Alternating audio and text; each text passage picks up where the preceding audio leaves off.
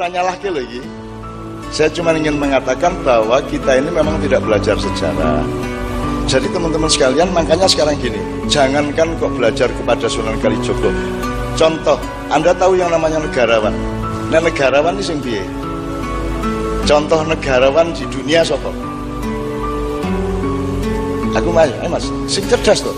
Contoh negarawan siapa? Aku ini keset tuh.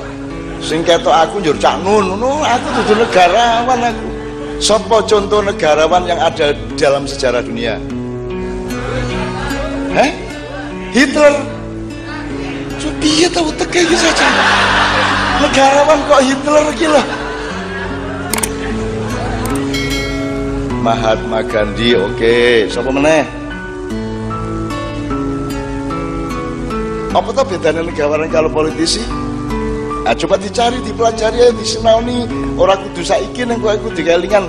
Ono bedane lo negarawan karo politisi. Yang kita butuhkan di Indonesia sekarang negarawan, orang yang tidak berorientasi untuk kekuasaan tapi mencintai rakyat dan memberi ilmu kepada rakyat supaya hidupnya masyarakat semuanya.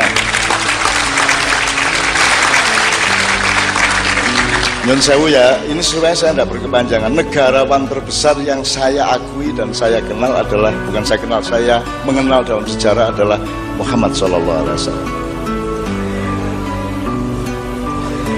Loh, karena beliau negarawan, beliau tidak punya ambisi untuk menjadikan Madinah menjadi negara atau khilafah. Di Madinah tidak ada khalifah. Oh no, khalifah di Madinah tidak ada. Ada konstitusinya 47 pasal yang namanya Al-Thaqafah Al-Madaniyah, tapi itu yang bikin dudu wong pinter, dudu Kanjeng Nabi, sehingga rakyat dewe, rembug dewe. Kalau di Indonesia yang bikin aturan nek ora pemerintah, DPR, kan gitu. Kalau di Madinah yang bikin rakyat langsung, karena negarawannya namanya Muhammad. Dia tidak ambisi untuk ngatur-ngatur macam-macam, ngemong ngayomi. Nek coro Jawa hamengku buwono tuh. Nah gitu ya Bapak sekalian ya. Contoh negarawan. Nah sekarang ini di Indonesia siapa negarawannya?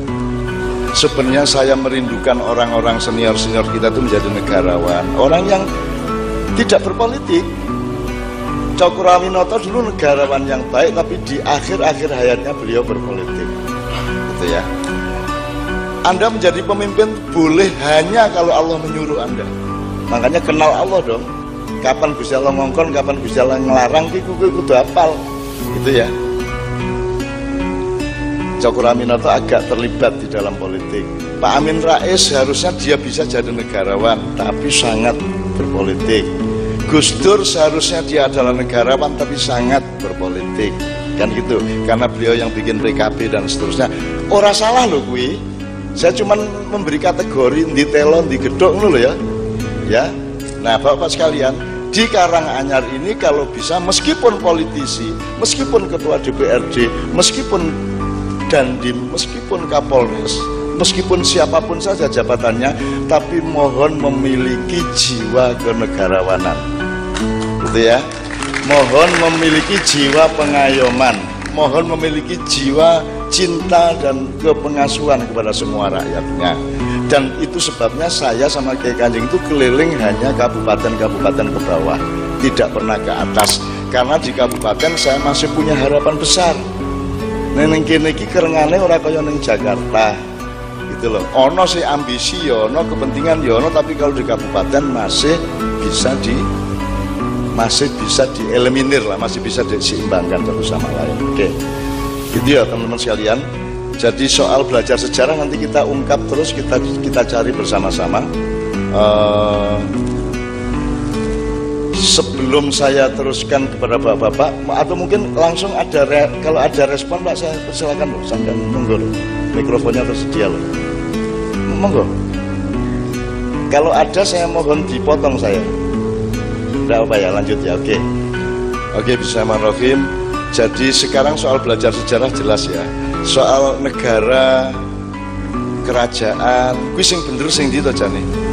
Apa kudu raja kaya Nabi Daud karo Nabi Sulaiman, apa entuk ora nganggo institusi kaya ning Madinah? Padha wae to Gusti Allah ngidinke karo-karone, mergo sing penting dudu negarane, dudu kerajaane, sing penting produknya itu keadilan sosial bagi seluruh rakyat Indonesia, apa tidak, betul enggak? Jadi parameternya sekarang adalah iki memproduksi keadilan apa tidak. Khusus untuk soal sila kelima saya tanya sama Anda, yang ditempuh pemerintah Indonesia selama ini itu keadilan sosial atau kemakmuran sosial? Kalau Anda melihat proyek-proyek pembangunan ini, orientasinya keadilan apa kemakmuran? Nek menurut Pancasila apa? Keadilan. Nek keadilan ki ora penting piro, sing penting ora ana sing dicurangi. Duitnya mung 20.000 gawe wong papat ora apa-apa. Ya, sing penting ora ana sing dicurangi, ora ana sing ditindas. Itu keadilan. Tapi kalau kemakmuran ya nek 20.000 ora makmur no, kudu 100.000. Kan gitu. Jadi sekarang Indonesia ini menjalankan Pancasila apa tidak aslinya? Lanjut kapan? Nek belum. Oke, saya tidak mengecam, saya tidak mengkritik, saya tidak melawan. Anda tahu toh? Saya tidak melawan. Saya sudah mengambil keputusan untuk menjadi kancane wong cilik sejak tanggal 22 Mei 1998. Saya tidak akan punya ambisi apa-apa.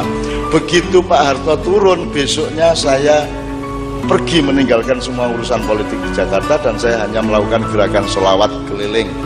Karena saya tahu reformasi ternyata palsu, karena saya tahu ternyata yang terjadi setelah Pak Harto turun itu adalah pecundang-pecundang, munafik-munafik dan bajingan-bajingan. Ya. Mulane saiki Gus Dur sering reriungan karo Pak Harto wong loro. Ning kono. Wonten apa Mas Dur kok sering dolan mriki? Terus anu Pak Harto kula niku anu truk-truk niku lho ndelok ku seneng nek dolan teng Indonesia niku truk-truk niku tulis enten gambar jenengan Pak Harto karo tangane ngene iki. Piye le penak jamanku to gitu kan. Oh. Terus Pak Harto tersipu-sipu napa nggih? Lho nggih Pak Harto saestu niku rakyat niku kangen kalian jenengan gitu kan. Ning bener ora jamanku luwih penak bangane jaman saiki. Terus Pak Harto jenenge Gus Dur ya mesti jawabe ya kaya ngono kae. Nggih leres Pak Harto, wong biyen niku Soeharto neming setunggal sakniki meh kabeh.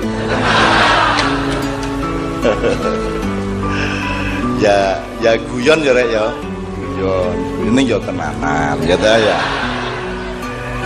Ya bismillahirrahmanirrahim. Poin ini ada pertanyaan. Poin wis kene iki wis kadung dadi negara. Ya, itu pun negara kesatuan, itu pun presidensial. Maka ada kelemahan-kelemahan dan kekuatan-kekuatan. Ini kalau Anda mau demo, Anda mau melawan pemerintah, mau kritis, Anda hitung.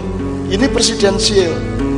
Kalau presidensial itu salah satu bahayanya adalah tidak ada beda antara kepala negara dengan kepala pemerintahan.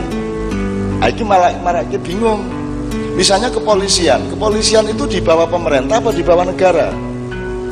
Bingung kalau presidensial. Kepolisian itu aparat negara bukan aparat pemerintah, sehingga dia tidak terikat kepada polisi pemerintah. Polisi itu mandiri di bawah undang-undang negara. Sebenarnya begitu. Apalagi TNI. TNI bukan bawaannya presiden. Nek ora presidensial, nek saiki lah KPK lembaga pemerintah.